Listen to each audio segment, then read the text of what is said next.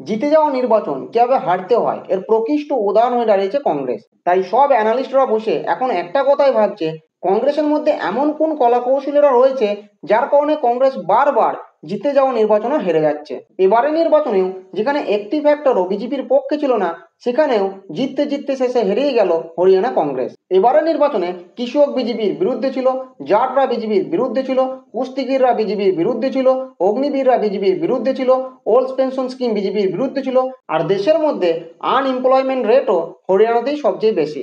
হরিয়ানাতে বিজেপির অবস্থা এতটাই শোচনীয় ছিল যে প্রধানমন্ত্রী নরেন্দ্র মোদী পর্যন্ত নির্বাচনী প্রচারের সময়সীমা শেষ হওয়ার দুদিন আগেই নিজের প্রচার বন্ধ করে দিয়েছিলেন। অর্থাৎ বলতে গেলে নরেন্দ্র মোদীও হাল ছেড়ে দিয়েছিলেন। কিন্তু হরিয়ানাতে এত পিছিয়ে থেকেও বিজেপি যখন পরপর 3বার জয়ী হয়ে সরকার গঠনের রেকর্ড তৈরি করছে, অন্যদিকে তখন কংগ্রেস সেই বরাবরের মতো একই রণধনা শুরু করে দিয়েছে। নিজেদের সমস্ত দুর্বলতাকে ঢাকতে কংগ্রেস সমস্ত দোষ চাপিয়ে দিয়েছে ইভিএম এর ওপর। তো চলো আজকের এই ভিডিওতে জানবো হরিয়ানাতে কংগ্রেসের হারের অ্যাকচুয়াল কারণগুলো কি কি। হরিয়ানায় কংগ্রেসের পরাজয়ের প্রথম কারণ হলো কংগ্রেসের প্রতি আদিবাসীদের মোহভঙ্গ। 2024-এর লোকসভা নির্বাচনে হরিয়ানা 16টি আদিবাসী সংরক্ষিত বিধানসভা আসনের মধ্যে কংগ্রেস এগিয়েছিল 12টিতে আর বিজেপি এগিয়েছিল 4টিতে। কিন্তু 2024-এর হরিয়ানা বিধানসভা নির্বাচনে দেখা যাচ্ছে এই 16টি বিধানসভা আসনের মধ্যে কংগ্রেস জয়ী হয়েছে 8টি আসনে এবং বিজেপি জয়ী হয়েছে 8টি আসনে। অর্থাৎ এই ফলাফল থেকে পরিষ্কার, কংগ্রেসের আদিবাসী নেত্রী কুমারী শৈলজার অবমাননা আদিবাসী সমাজ মেনে নিতে পারেননি। আর দ্বিতীয় কারণ হলো গোষ্ঠীদ্বন্দ্বের জেরবার কংগ্রেসের স্থানীয় নেতাদের স্বতন্ত্র প্রার্থী হিসাবে নির্বাচনে প্রতিদ্বন্দ্বিতা করা।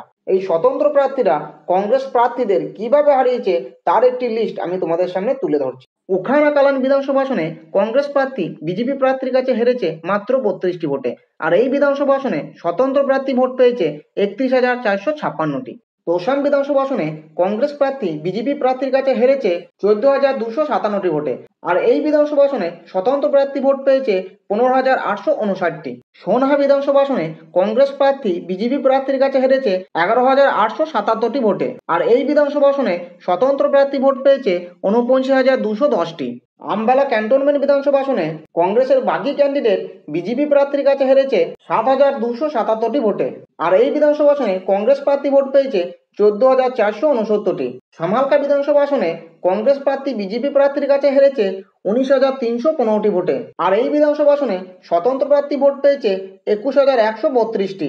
সাফিদন বিধানসভা আসনে কংগ্রেস প্রার্থী বিজেপি প্রার্থীর কাছে হেরেছে 4,037 ভোটে, আর এই বিধানসভা আসনে স্বতন্ত্র প্রার্থী ভোট পেয়েছে 20,114টি। রায় বিধানসভা আসনে কংগ্রেস প্রার্থী বিজেপি প্রার্থীর কাছে হেরেছে 4,673টি ভোটে, আর এই বিধানসভা আসনে স্বতন্ত্র প্রার্থী ভোট পেয়েছে 12,262টি। পুন্ডারি বিধানসভা আসনে কংগ্রেসের বাগি ক্যান্ডিডেট বিজেপি প্রার্থীর কাছে হেরেছে 2,197টি ভোটে, আর এই বিধানসভা আসনে কংগ্রেস প্রার্থী ভোট পেয়েছে 26,341টি। মহেন্দ্রগড় বিধানসভা আসনে কংগ্রেস প্রার্থী বিজেপি প্রার্থীর কাছে হেরেছে 2,648টি ভোটে, আর এই বিধানসভা আসনে স্বতন্ত্র প্রার্থী ভোট পেয়েছে 20,834টি। কালকা বিধানসভা আসনে কংগ্রেস প্রার্থী বিজেপি প্রার্থীর কাছে হেরেছে 10,883টি ভোটে, আর এই বিধানসভা আসনে স্বতন্ত্র প্রার্থী ভোট পেয়েছে 31,688টি।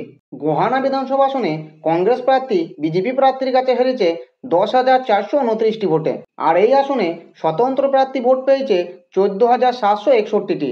দাদরি বিধানসভা আসনে কংগ্রেস প্রার্থী বিজেপি প্রার্থীর কাছে হেরেছে 1,957টি ভোটে, আর এই বিধানসভা আসনে স্বতন্ত্র প্রার্থী ভোট পেয়েছে 3,713টি। বল্লভগড় বিধানসভা আসনে কংগ্রেস প্রার্থী বিজেপি প্রার্থীর কাছে হেরেছে 17,730টি ভোটে, আর এই বিধানসভা আসনে স্বতন্ত্র প্রার্থী ভোট পেয়েছে 23,077টি। বাদরা বিধানসভা আসনে কংগ্রেস প্রার্থী বিজেপি প্রার্থীর কাছে হেরেছে 7,585টি ভোটে, আর এই বিধানসভা আসনে স্বতন্ত্র প্রার্থী ভোট পেয়েছে 26,730টি। আসাম বিধানসভা আসনে কংগ্রেস প্রার্থী বিজেপি প্রার্থীর কাছে হেরেছে 2,306টি ভোটে, আর এই বিধানসভা আসনে স্বতন্ত্র প্রার্থী ভোট পেয়েছে 16,302টি। তো তোমরা এই লিস্ট দেখে বুঝতেই পারছো শুধুমাত্র কংগ্রেসের বিদ্রোহী প্রার্থীদের জন্যই কংগ্রেসকে 15টি বিধানসভা আসনে হারতে হয়েছে। কংগ্রেস যদি এই বিদ্রোহী প্রার্থীদের ইউনাইটেড রাখতে পারত এবং দলের গোষ্ঠীদ্বন্দ্বকে নিয়ন্ত্রণে রাখতে পারত, তাহলে হয়তো হরিয়ানা বিধানসভা নির্বাচনে কংগ্রেসের আসন সংখ্যা 37 থেকে বেড়ে হতো 52টি, আর বিজেপির আসন সংখ্যা 48 থেকে কমে হতো 33টি। আর এমনটা হলে হরিয়ানাতে সরকার গঠন করতো কংগ্রেস। সেক্ষেত্রে কিন্তু আর ইভিএমের ওপর সমস্ত দোষ চাপিয়ে দিয়ে কংগ্রেসকে কান্নাকাটি করতে হতো না। তো বন্ধুরা, তোমাদের কি মনে হয় হরিয়ানা বিধানসভা নির্বাচনে কংগ্রেসের হারের জন্য কে দায়ী? ইভিএম নাকি কংগ্রেসের অহংকার এবং গোষ্ঠীদ্বন্দ্ব? কমেন্ট করে জানাও।